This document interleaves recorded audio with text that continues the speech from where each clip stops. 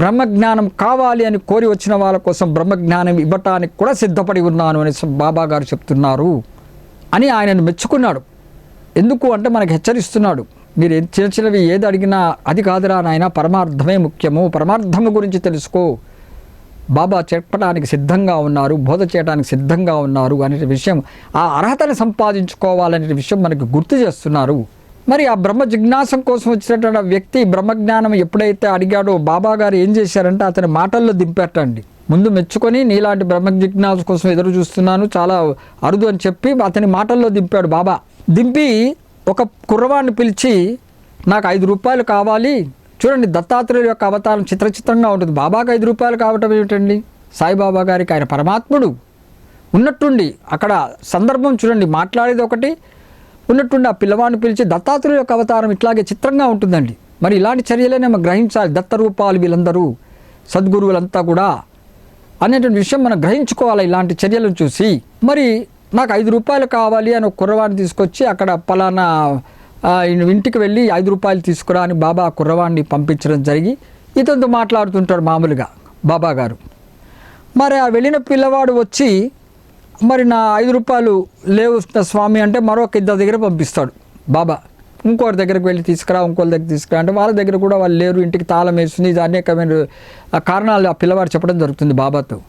చిత్రం ఏంటంటే ఎవరైతే బాబా దగ్గర బ్రహ్మ జిజ్ఞాస కోసము బ్రహ్మ జ్ఞానం పొందాలని వచ్చిన వ్యక్తి దగ్గర అతని జోబులో 250 రూపాయల నోట్లు ఉన్నాయండి. డబ్బు ఉన్నప్పటికీ బాబా చిన్న 5 రూపాయలు కావాలి అని ఒక పిల్లవాడిని పంపిస్తున్నప్పుడు నా దగ్గర ఉంది బాబా అని తీసి ఇవ్వలేకపోయాడు. అంటే అతను చాలా లోభి, డబ్బు మీద వ్యామోహం ఉన్నవాడు, డబ్బు పైసా ఖర్చు పెట్టనివాడు. లోభం ఉన్నవాడికి బ్రహ్మజ్ఞానం ఎలా వస్తుంది మీరే ఆలోచించండి. అంటే అందుకనే ఇందాక చెప్పుకున్నాను, మనలో ఉన్నటువంటి అనేక గుణాలను మనము వదులుకోవాలి. అరిషడ్వర్గాలని మనము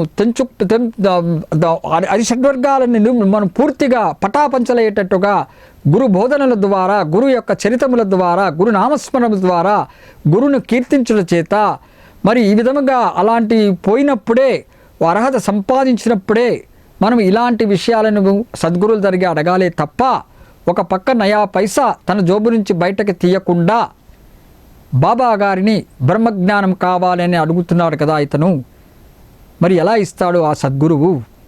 బాబా గారు అందుకనే అక్కడ దర్బార్లో అనేక మంది ముందు అతనిలో ఉన్నటువంటి లోభిత్వాన్ని బయటకు పెట్టి అతనిలో ఉన్నటువంటి గుణాలను వేలెత్తి చూపి బాబా అప్పుడు చెప్తాడు, ఈ బ్రహ్మజ్ఞానాన్ని పొందుటకు కావలసినటువంటి అర్హత అంతా కూడా బోధిస్తాడు. ఆ అర్హత మనం సచ్చరిత్ర చూస్తే అందులో ఉంటుందండి.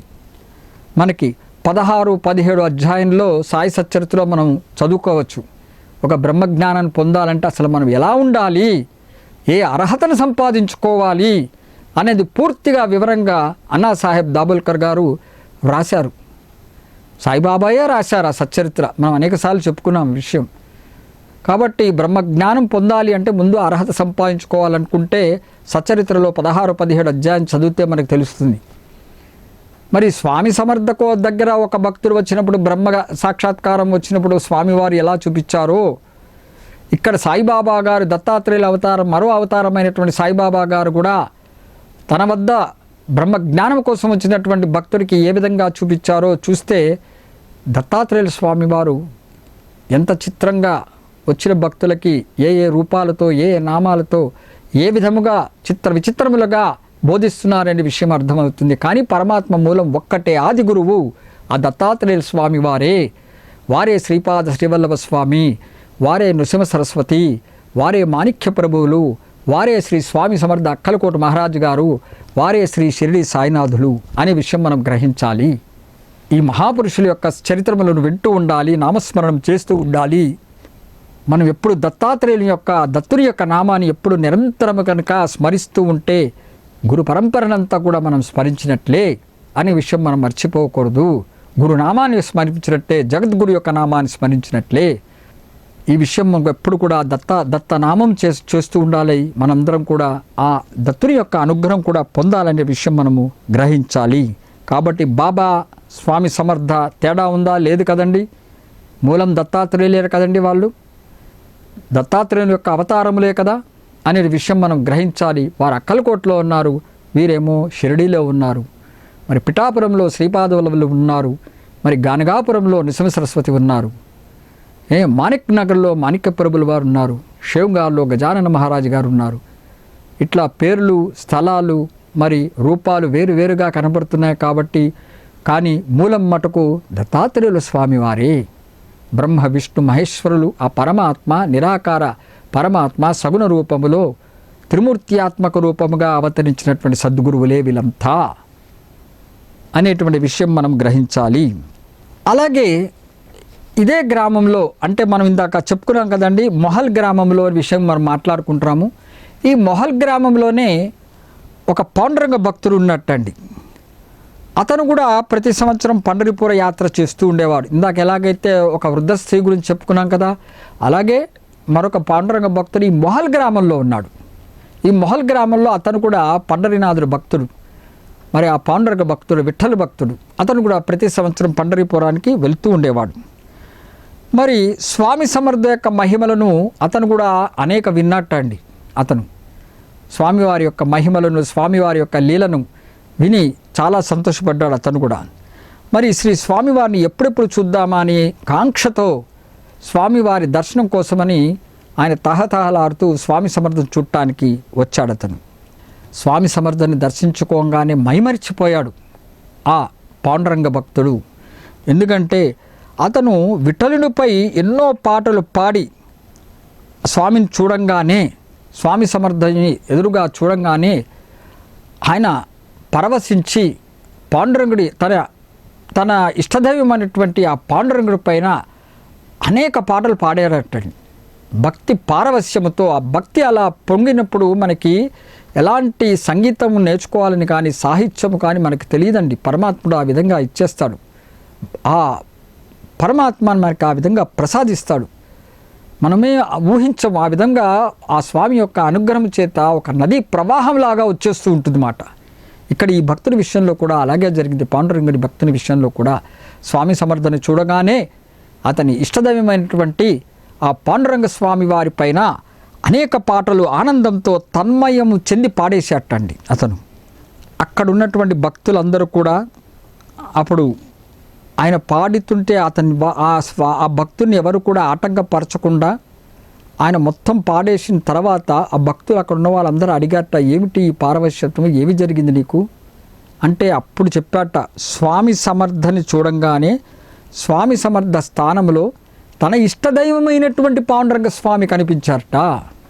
దత్తాత్రేయుల స్వామివారు నిదర్శనము, దత్తుడు కనిపించాడు అంటే పాండురంగుడు బ్రహ్మ విష్ణు మహేశ్వరుల అవతారము, కలయిక అవతారము, విష్ణుమూర్తి ఉన్నారు, పాండురంగుడు కనిపించాడు ఆయనకి అని చెప్పాడు. ఈ విధంగా స్వామివారు మొహల్ గ్రామంలో కూడా 5 సంవత్సరాలు ఉన్నారు. ఉండి అక్కడి నుంచి స్వామివారు షోలాపూర్కి ప్రయాణమయ్యారు. మొహల్ గ్రామంలో కూడా అంటే ఆయన గ్రామానికి వెళ్ళి అక్కడ ఎందుకు ఉండి లీలలు ప్రదర్శిస్తున్నారు అమ్మని చెప్పుకున్నాం కూడా. ఆ గ్రామంలో కొంతమంది మరి స్వామివారు తన బిడ్డలను రక్షించుకునేందుకు వారి ఇంటికి మరీ వచ్చి తలుపు కొట్టి ఆ బిడ్డలను కాపాడుతున్నారు. లేదా ఆ బిడ్డలనే తన చరణముల వద్ద పిచ్చుక కాళ్ళకి దారం కట్టి లాగినట్లుగా సాయి సచ్చరిత్రలో వస్తుంది. పిచ్చుక కాలికి దారము కట్టి తన భక్తుని నా వైపు లాక్కుంటాను అని సాయిబాబా గారు చెప్తారు. అలాగే దత్తుని అవతారము ఈ విశేషం.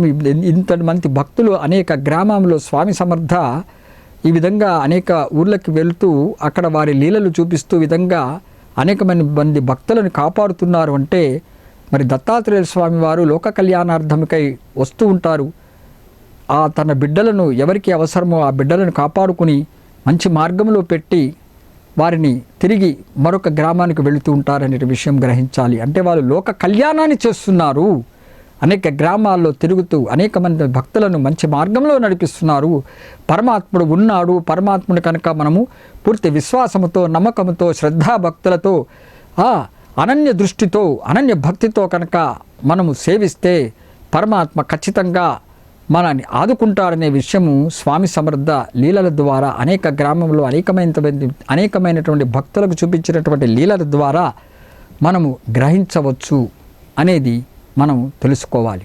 తర్వాత స్వామి సమర్థ మొహల్ నుంచి ఆ ముందున్నటువంటి షోలాపూర్ వైపుకి ప్రయాణమయ్యారు స్వామి సమర్థ. ఈ షోలాపూర్లోకి వెళ్ళిన తర్వాత షోలాపూర్లో ఒక దత్తమందిరం ఉందండి, ప్రసిద్ధి చెందినటువంటి ఒక దత్తమందిరం. ఆ దత్తమందిరంలో స్వామి సమర్థ వెళ్ళి అక్కడ తిరిగారట. ఎంత చిత్రం అండి! స్వామి సమర్థయే సాక్షాత్తు దత్తాత్రేయులు వారు. ఆ దత్తాత్రేయులు వారే దత్తమందిరానికి వెళ్ళారు. అంటే అక్కడ ఉన్నటువంటి ఆ మానవులు, అక్కడ ఉన్నటువంటి భక్తులు దత్తమందిరంకి వచ్చేవాళ్ళు వచ్చినది సాక్షాత్తు దత్తాత్రేయులు అని తెలుసుకోలేరు. ఎందుకంటే మాయ కమ్మింది. అక్కడ వచ్చినటువంటి అవధూత అనేటువంటి ఎవరికి ఆ విషయం తెలియదు. అందుకని మనం అనుకుంటుంటాం. మనం తెలుసుకోవాల్సింది ఏంటంటే ఇలాంటి విషయాల్లో మనకి నిత్య జీవితంలో అనేక మంది మనకి తటస్థపడుతుంటారండి మన కళ్ళ ఎదుట. మనం బయటకు వెళ్ళినప్పుడో లేకపోతే మన ఇంటికో లేకపోతే మనం వేరే ప్రయాణంలోనో అనేక మంది తటస్థపడుతుంటారు. పరమాత్ముడు ఏ రూపంలో మన ముందు వెళుతూ ఉంటారో మనకు తెలియదండి. ఒక మానవుడి రూపంలో వెళ్ళొచ్చు, ఒక స్త్రీ రూపంలో వెళ్ళొచ్చు, ఒక పక్షిగా వెళ్ళొచ్చు, ఒక కుక్కగా కనిపించవచ్చు, ఒక పందిలాగా కనిపించవచ్చు, లేదా ఒక చిన్న కీటకంలాగైనా కనిపించవచ్చు. మనకు తెలియదు ఆ విషయం. మనం అనుగ్రహించటానికి ఏ రూపంలో అయినా కనిపించవచ్చు. అందుకనే మనము తొందరపడి ఎవరిని కూడా మనము హేళన చేయకూడదు. వాళ్ళని చూసి అందరి ముందు వాళ్ళని ఎగతాళి చేయకూడదు, నవ్వుకోకూడదు అనేటువంటి విషయం గ్రహించాలి. మౌనముగా ఉండాలి. ఆ వచ్చినది కనబడింది ఎవరో మనకు తెలియదు, పరమాత్ముడే ఉండొచ్చు అనేటువంటి మనకి ఆ పరిజ్ఞానం లేదు. కాబట్టి మనము మౌనంగా ఉండాలి అనే విషయం కూడా మనం గ్రహించాలి. ఇక్కడ మరి షోలాపూర్లో ఆ దత్తమందిరం ఉంది అని చెప్పాము. దత్తమందిరంలో అవధూత అయినటువంటి స్వామి సమర్థ వారి స్థానంలోనే వారు తిరుగుతున్నారట, దత్తమందిరంలోనే. కానీ అక్కడ ప్రజలు ఎవరూ తెలుసుకోలేకపోయారు. సాక్షాత్ దత్తాత్రేయుల స్వామి వారే ఇక్కడికి వచ్చి తిరుగుతున్నారని, ఆయన కళ్ళ ముందే తిరుగుతున్నారు మందిరంలో స్వామివారు. ఎవరు తెలుసుకోలేకపోయారు. పైపెచ్చు తెలుసుకోకపోవటమే కాకుండా స్వామి సమర్థని ఒక పిచ్చివానిలాగా భావించారట. చూడండి ఇందాక చెప్పాను, మన కళ్ళ ముందు ఎవరైనా ఒకరు కనబడతారండి, వాళ్ళు పిచ్చి పిచ్చి చేష్టలతో కనబడుతుంటే మనము చూసేసి వెంటనే ఒక పిచ్చివాడు, మతి లేనివాడు, వారి దగ్గర మనం ఎగతాళి చేస్తూ నవ్వుతూ వారు చేసే చేష్టలను చూసి మనము తెలియకుండా మనం ఎంతో సంతోషపడుతూ ఆనందపడుతూ ఒక వేడుకగా చూస్తూ ఉంటాం. ఆ వేడుకగా మనం ఒక పండుగలాగా సందర్భంగా మనం ఆనందిస్తూ ఉంటాం మిగతా మిత్రులతో. అలాంటివి చేయకూడదు. కనిపించేవాడు పిచ్చివాడు కానీ అని మనం నిర్ధారణ చేసుకోకూడదు. అవధూతలు అలాగే కనపడతారు, మనకు తెలియదు ఆ విషయము. ఇక్కడ అదే జరిగింది. స్వామి సమర్థ దత్తాత్రేయుల స్వామి వారే దత్తమందిరాల్లో తిరుగుతున్నప్పుడు మరి అక్కడ జనులు అతని యొక్క వేషం అది చూసి, అతని యొక్క ప్రవర్తన చూసి, వారి యొక్క చర్యలను చూసి, స్వామి వారి యొక్క చర్యలను చూసి ఒక పిచ్చివాడిగా, మతిలేనివాడిగా అనుకున్నారట. నిజంగా మతి లేదు ఎవరికండి? మనకే కదా. అవధూత ఎదురుగా కనబడి ఉంటే పిచ్చివాళ్ళము మనమే కదా. ఒక అవధూత ఎదురుగా ఉన్నప్పుడు అవధూతను గుర్తించలేని వాడే పిచ్చివాళ్ళము కదా మనము. కాబట్టి అలాంటి స్వామివారిని మనం చూసి ఎవరినైనా సరే మన కళ్ళ ఎదుటి వాళ్ళని అందుకని మనం నిర్ధారణ చేయకూడదు అనే విషయం గ్రహించాలి. మౌనముగా ఉండాలి. ప్రతి వారిలో పరమాత్మను చూస్తే మనకి ఏ భేదము కనబడదండి. పిచ్చివాడు అనిపించదు. అందరిలో ఉన్నది పరమాత్మయే.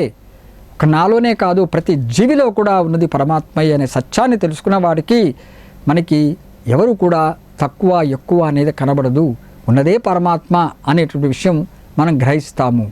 కాబట్టి ఎవరిని కూడా మనం కళ్ళ ఎదుట కనబడించిన వాడిని ఎవరిని కూడా మనం తక్కువ అంచనా వేయకూడదు. మరి అలాంటి దత్తమందిరంలో ఒకసారి అన్నదానం జరుగుతున్నది.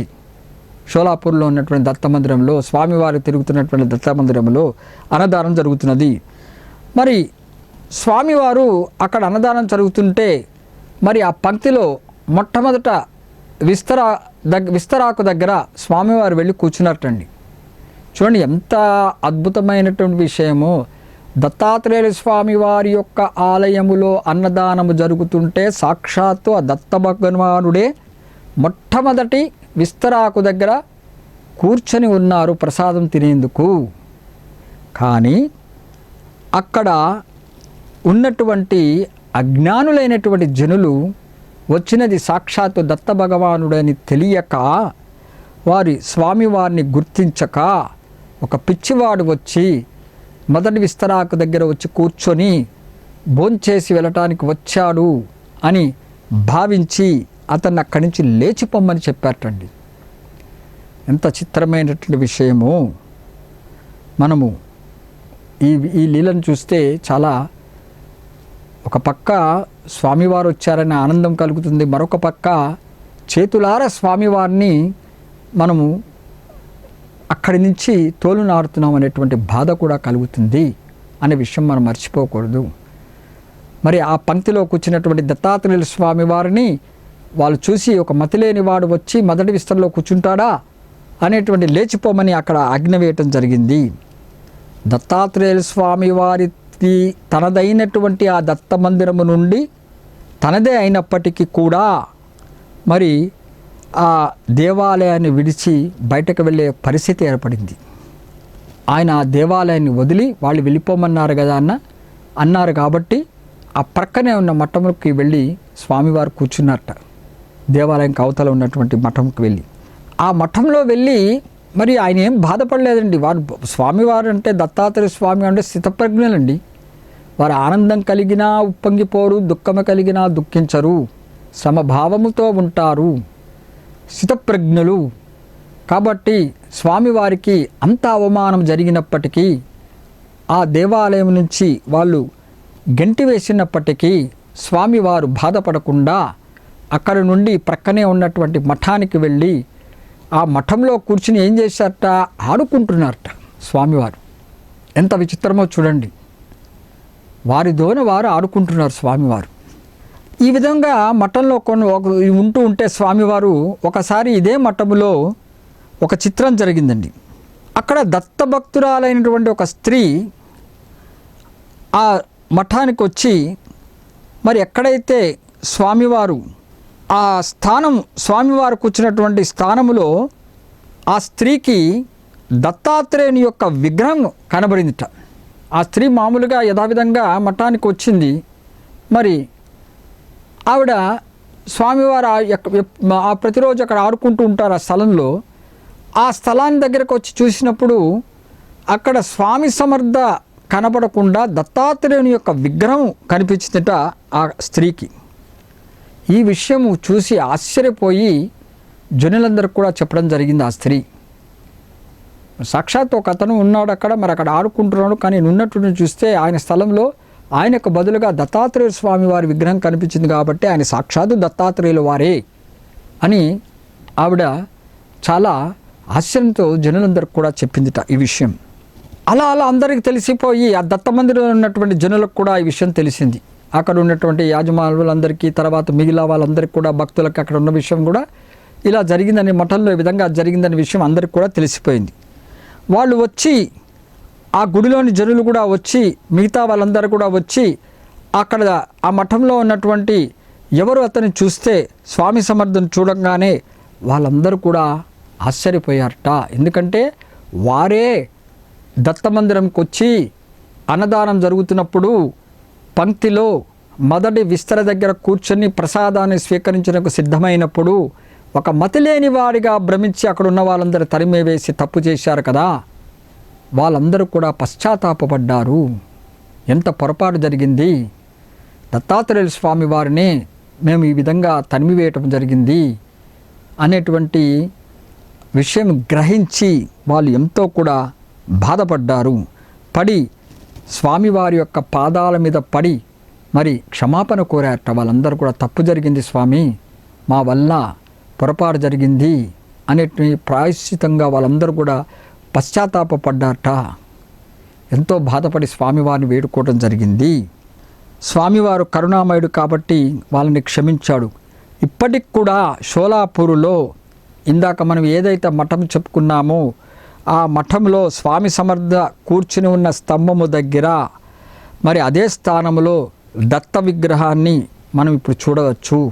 అంటే దత్త విగ్రహం అంటే ఆ స్తంభాన్ని, ఆ స్తంభం దగ్గర ఎక్కడైతే స్వామివారు ఆ స్థానంలో దత్త విగ్రహం కనిపించిందో ఆ భక్తురాలికి, ఆ స్త్రీకి మరి ఆ స్తంభమును సాక్షాత్ ఇప్పుడు కూడా దత్తాత్రేయ స్థానముగా పూజ చేస్తూ ఉంటారట ఆ షోలాపూర్ మఠంలో. అంటే మొట్టమొదట విగ్రహం కనబడింది కదండి ఆ స్త్రీకి, మరి ఆ స్తంభం సాక్షాత్ దత్తాత్రేయులే అని ఇప్పటికి కూడా స్వామి యొక్క దత్తాత్రేయ స్థానముగా భావించి అక్కడ ఉన్నటువంటి జనులందరూ కూడా ఆ స్తంభానికి పూజ చేయటం జరుగుతుంది. తర్వాత మరొక అద్భుతమైనటువంటి లీల గురించి ఇప్పుడు మనం చెప్పుకుందాం. మనం చెప్పుకున్నామండి చింతోపంత్ తోల్. మనము స్వామి సమర్థ అక్కలకోట మహారాజు చరిత్ర ప్రారంభంలోనే చెప్పుకున్నాం. నేను వీరిని షోలాపూర్లో చూశాను అని చెప్తారని చెప్పాం. అక్కలకోటలో ఈయన చూసినప్పుడు స్వామిని. ఇప్పుడు ఆ సంఘటన చెప్పుకుంటాం అన్నమాట మనం. మరి చింతోపంత్ తోల్ అనే అతడు మరి స్వామి సమర్థను నేను షోలాపూర్లో చూశాను అని ఎప్పుడైతే అక్కలకోటలో చెప్పాడో మొట్టమొదట మీకు చెప్పాను ఆ విషయం. అది ఎలా జరిగింది అనేది ఇప్పుడు మనం గమనిద్దాం. ఈ చింతోపంత్ తోల్ అనే అతను మొట్టమొదట స్వామి సమర్థని షోలాపూర్లో దర్శించుకున్నాడు. మామూలుగా అందరూ అనుకున్నట్లే ఈ చింతోపంత్ తోల్ కూడా స్వామి ఒక పిచ్చివాడు, మతి లేని వాడి కింద అనుకున్నట్ట అతను కూడా. కానీ అతడు పిచ్చివాడు కాదు, స్వామివారు పిచ్చివాడు కాదు, ఒక మహాత్ముడు అని మళ్ళీ మనసులో భావించుకున్నాడు. ఎందుకంటే చుట్టుపక్కల వాళ్ళందరూ మతి లేని వాడని అది ఇది అంటుంటే చూశాట. అవును పిచ్చివాడ ఏమిటి అని చూసి తర్వాత ఆయన యొక్క చర్యలు స్వామివారి యొక్క ప్రవర్తన చూసి అనుకున్నట్ట, సామాన్యమైనటువంటి మానవులు కాదు వీరు చాలా గొప్పవారు, మహాత్ముడు అనేటువంటి విషయము ఆ చింతోపంత్ తెలుసుకున్నాడు. వెంటనే మనసులో ఆ చింతోపంత్ ఈ విధంగా అనుకోగానే మరి సమర్థులు కదండి స్వామి సమర్థ ఏమన్నారంటే ఆయన బయటకు అనకపోయినప్పటికీ చింతోపంత్ తన మనసులో ఉన్నటువంటి విషయాన్ని స్వామివారు బయట పెట్టారట. ఏమని అంటే నేనెవరైతే నీకేంటి అని స్వామి ప్రశ్నించారట. చూడండి, ఆయన మనసులో ఉన్నటువంటి విషయాన్ని వెంటనే టక్కని గ్రహించి నేనెవరైతే నీకేంటి అని స్వామి సమర్థ అనడం జరిగింది. వెంటనే ఆ చింతోపంతు స్వామివారు మహాపురుషులని గ్రహించి వారి ఇంటికి తీసుకెళ్ళారట భిక్షకై. స్వామి మా ఇంటికి రండి, మా ఆతిథ్యాన్ని స్వీకరించండి, మేమిచ్చే భిక్షను తీసుకోండి అని ఆ స్వామిని వేడుకోవడం జరిగింది చింతోపంత్. మరి స్వామివారు వారితో పాటు మరికొంతమందిని వారి ఇంటికి తీసుకెళ్ళటం జరిగింది. అక్కడ ఈ చింతోపంత్ వారి ఇంట్లో మరి భోజనాలు అవన్నీ ఏర్పాటు చేసి పంక్తుల వారిగా వేశారు. ఆయన కూడా స్వామివారు యొక్క అవతారాన్ని చూశారట అక్కడ వచ్చిన వాళ్ళందరూ కూడా. ఏమిటి ఇలా ఉన్నాడు, మతి లేనివాడు, పిచ్చివాడిని తీసుకుని వచ్చారు ఈ భోజనానికి, ఈ చింతోపంత్కి ఏమైనా మతిపోయిందా అనేటువంటి అందరూ కూడా అక్కడ ఉన్న వాళ్ళు అనుకుని స్వామి సమర్థను చూసి అక్కడ వచ్చిన వారిలో స్వామి సమర్థను చూసి హేళన చేశారు అక్కడ. వెంటనే స్వామివారు అక్కడి నుంచి లేచి వెళ్ళిపోయారు. హేళన చేయంగానే చింతోపంత్ ఇంటికి వెళ్ళాడు భిక్షకని, మరికొందరు ఈ విధంగా చేయడం ద్వారా స్వామివారు అక్కడి నుంచి లేచి వెళ్ళిపోయారు. అప్పుడు చింతోపంత్ స్వామివారి యొక్క పాదాల మీద పడి క్షమాపణ వేడుకున్నాడు. స్వామి క్షమించండి అని కోరాడు. అప్పుడు స్వామి ఒక మాట అన్నట్టండి, గొప్ప మాట అన్నాడు చింతోపంత్తో. ఏమనంటే ఎవరికైనాను అన్నం పెట్టినప్పుడు ఆ వచ్చిన అతిథి నారాయణుడని భావించి ఆ నారాయణునికే అన్నం పెట్టుచున్నాను అనే విషయం గ్రహించవలెను.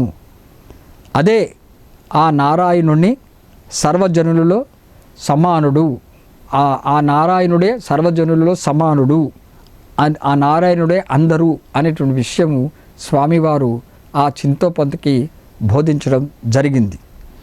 మరి ఆ విధంగా చెప్పిన తర్వాత, బోధన చేసిన తర్వాత స్వామి సమర్థ మరి వారికి అవమానము కానీ అవన్నీ ఎక్కడండి, వారు సాక్షాత్తు పరమాత్ములు కదా, వాళ్ళకి ఎటువంటి దుఃఖము కానీ అవమానం కానీ హేళన చేసినా కూడా వారు అలా ప్రవర్తించినప్పటికీ కూడా అది మనకి బోధించడం కొరకే అనే విషయం మనం గ్రహించాలి, అలాంటివి చేయకూడదు అనేటువంటి విషయం, అందులోనేటువంటి దాగినటువంటి అంతరార్థాన్ని మనం గ్రహించుకొని ఆ నీతిని తెలుసుకొని మనం ప్రవర్తించాలి అనే ఉద్దేశంతో వారు ఇలాంటి లీలలు చూపిస్తూ ఉంటారు. వారికి ఎలాంటి బాధ కానీ అవమానం కానీ హేళన కానీ వాళ్ళకి తాకవు. ఎందుకంటే వాళ్ళ సాక్షాత్తు పరమాత్మ దత్తాత్రేయ స్వామివారు. అందుకనే స్వామివారు అంత జరిగి ఆ బోధన చేసిన తర్వాత చింతోపంతుని మళ్ళీ అనుగ్రహించి వారి ఇంటిలో భిక్ష చేసి అన్నం భోజనం తిని మరీ వెళ్ళిపోయారట స్వామి సమర్థ అక్కల్కోట్ మహారాజ్ గారు.